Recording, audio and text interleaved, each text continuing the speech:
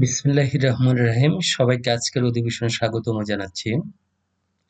আজকে যে video tutorial নিয়ে আমি এখানে এসেছি সেটি হচ্ছে আমরা যে অভ্রতে টাইপ করি, সে অভ্র টাইপ করার জন্য যে আমরা ফন্টটি নির্বাচন করি সেটা হচ্ছে নিখোঁজ ব্যান। তো এখানে দেখেন ক্যালিব্রি আছে। একজন ইউজার যখন মাইক্রোসফট ওয়ার্ডের ডকুমেন্ট ব্যবহার করবেন, সে যদি বাংলায় টাইপ করতে চাই, তাহলে বারবার এই ফন্টটা চেঞ্জ করা বা কাজ করা অনেক সময় বিরক্তিকর। তো সেক্ষেত্রে এটা শুধু এটার ক্ষেত্রে না, পাওয়ার পয়েন্টের ক্ষেত্রে এই সমস্যাটাই হয়।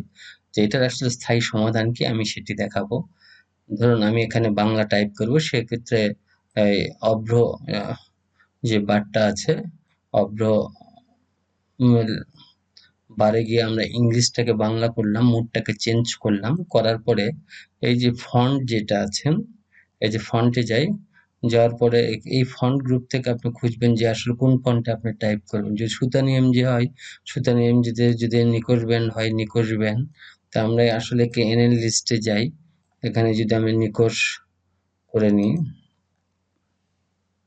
দেখেন লক্ষ্য করুন, এন চাপলাম, এন চাপার পর নিখোঁজ ব্যান করার পরে এখানে দেন সেট অ্যাজ ডিফল্ট। আমার কিন্তু ক্যালিব্রি ডিফল্ট করা আছে। আমি যদি নিখোঁজ ব্যান সেট অ্যাজ ডিফল্ট করে রাখি, এখানে দেওয়া আছে দিস ডকুমেন্ট অনলি। শুধু যদি এই ডকুমেন্টের জন্য আমি যদি নিখোঁজ ব্যান করতে চাই, তাহলে উপরে যেটা এটা নির্বাচন করব।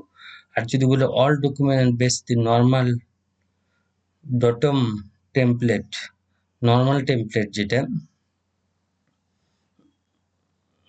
সেক্ষেত্রে অল ডকুমেন্টসটা যদি আমি করতে চাই, তাহলে অল ডকুমেন্টসটি আমরা এখানে নির্বাচন করব, করে ওকে করলাম। এখন দেখেন নিখোঁজ হয়ে গেছে, এখন আপনি টাইপ করতে পারবেন।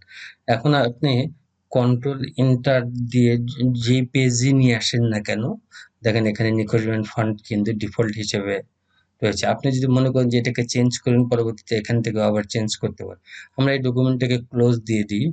দেওয়ার পরে যদি নতুন ডকুমেন্টস নিয়ে আসতে চাই, তাহলে দেখি এখানে কোনো পরিবর্তন আসে কিনা। এই দেখেন একই ডিফল্ট হয়ে আছে। তো এটা আসলে টাইপ করার সুবিধার্থে কাজটা আপনি করে নিতে পারেন। ধন্যবাদ।